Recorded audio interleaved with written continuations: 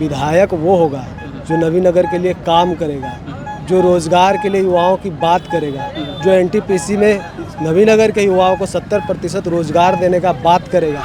खुद देख रहे हैं कि मैं 6-7 महीनों से नहीं 1-1.5 साल से करीब क्षेत्र में घूम घूम कर बच्चों को फ्री में पढ़ा रहा हूँ, भी डॉक्टर इंजीनियर की पढ़ाई फ्री में पढ़ा रहा हूँ। वहाँ पे जब भी एनटीपीसी में इतना बड़ा प्रोजेक्ट है तो यहाँ से युवा पलायन कर रहे हैं बाहर, तो यहाँ के युवाओं को नौकरी मिलनी चाहिए। इस पर तो कोई बात ही नहीं करता है, सिर्फ जीत जाएंगे, हई कर दे बुआ, हव कर दे बुआ, कुछ हो है ये ना टाइ टाइ फीस। अगर जो दलित है जिसको घर बनाने की क्षमता नहीं है, वो घर नहीं बना सकता, अच्छे से घर में सब्जी लाकर भोजन नहीं कर सकता, मैं उन लोगों के सपना को साकार करना चाहता हूँ, उन लोगों के बच्चों को पढ़ाना चाहता हूँ। भी डॉक्टर इंजीनियरिंग की पढ़ाई मैं फ्री में पढ़ा रहा हूँ। जी नमस्कार, आप देखना शुरू कर दिए हैं टाइम्स ऑफ बिहार और मेरा नाम विकेश कुमार।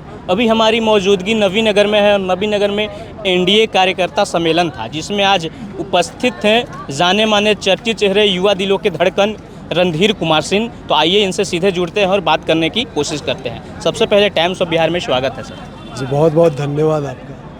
अभी यहाँ पे कार्यकर्ता सम्मेलन था एनडीए का, कैसा रहा? बहुत अच्छा रहा। एनडीए के जितने भी 5 घटक दल हैं वो सारे हम लोग एकजुट हैं और फिर से मगध में एनडीए अपना परचम लहराएगा और सभी सीटों पे सीट जीत करके और एक नया इतिहास रचेगा। जिस तरह से देखा आपने अभी सम्मेलन में मंच पे थोड़ी बहुत जेडीयू के दोनों नेता वीरेंद्र सिंह और संजीव सिंह के बीच हुई और उनके समर्थकों के बीच, तो क्या कहना चाहेंगे इस पे? क्या अभी से ही तालमेल में गड़बड़ हो गया है क्या? देखिए ऐसा कुछ नहीं है, सब लोग अपना अपना दावेदारी करते हैं। 100-200 लोगों को लेकर आ जाने से कोई नेता नहीं हो जाता है और कोई 100-200 लोगों को ले आकर के अपना नारा लगवा ले, ये शोभा भी नहीं देता है। नवीनगर में वोटर्स हैं 3 लाख करीब, बिल्कुल, तो 200 लोग निर्धारित नहीं करेंगे कि विधायक कौन होगा। विधायक वो होगा जो नवीनगर के लिए काम करेगा, जो रोज़गार के लिए युवाओं की बात करेगा, जो एनटीपीसी में नवीनगर के युवाओं को 70% रोज़गार देने का बात करेगा।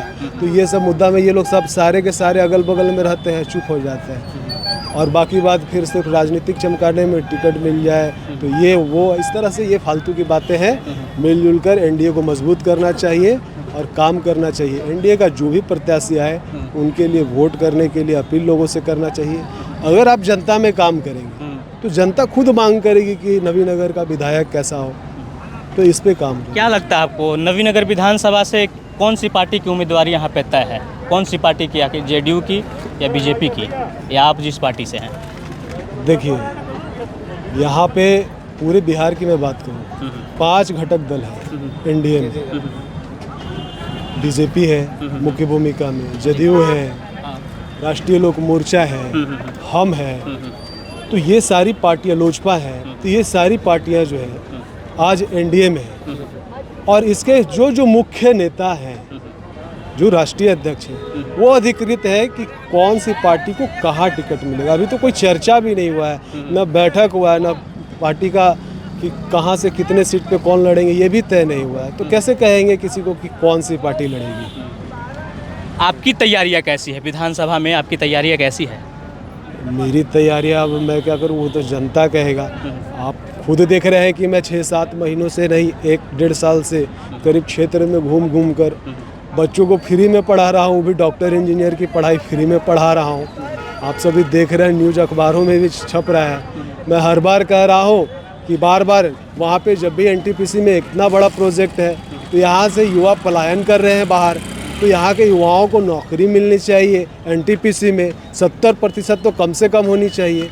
मैं पहले भी आपके चैनल के माध्यम से कहा हूँ कि CSR फंड के तहत जहाँ भी बड़ी उद्योग कंपनियाँ होती हैं वहाँ पर उस कंपनी का ये फ़र्ज़ बनता है CSR फंड का 2% उस क्षेत्र के विकास के लिए, रोड में, सड़क में, मंदिर में, पढ़ाई में, वहाँ पे बच्चों का ट्रेनिंग सेंटर खोल करके बच्चों को वहाँ पे प्रशिक्षण दे करके और उसके अपने अपने कंपनी में उसको रोज़गार देने का काम करना चाहिए, जिससे कि यहाँ के युवाओं को पलायन नहीं हो। इस पे तो कोई बात ही नहीं करता है, सिर्फ जीत जाएंगे, हई कर दे बुआ, हव कर दे बुआ, कुछ हो है ये ना टाइ टाइ फीस। चलिए, समय चूँकि बहुत कम है, इसलिए आप जाते जाते हमारे न्यूज़ चैनल के माध्यम से अपने जनता जनार्दन को क्या संदेश देना चाहेंगे?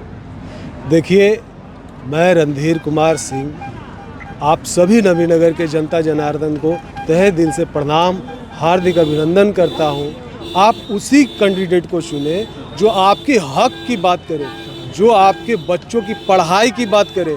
जब आपका बच्चा, गरीब का बच्चा, अगर जो दलित है, जिसको घर बनाने की क्षमता नहीं है, वो घर नहीं बना सकता, अच्छे से घर में सब्जी लाकर भोजन नहीं कर सकता, मैं उन लोगों के सपना को साकार करना चाहता हूँ।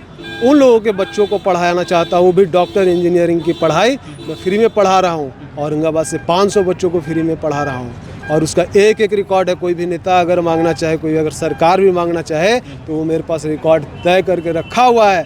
मैं उसमें भी देने के लिए मैं तैयार हूँ और आग्रह करूँगा कि एक बार काम करने वाले लोगों पे आप भरोसा करेंगे तो आपका उत्थान होगा, नहीं तो आप बातों में झांसा में आएंगे, फिर से ठगे जाएंगे, जिस तरह से हर बार ठगे जा रहे हैं। यही अपील है, आप लोग जगे, सशक्त हो। और नवीनगर को मैं एक वादा करता हूं कि नवीनगर विधानसभा को पूरे बिहार में एक स्वर्णिम विधानसभा बनाने का काम करूंगा, आप लोग अगर मुझे आशीर्वाद दिया तो।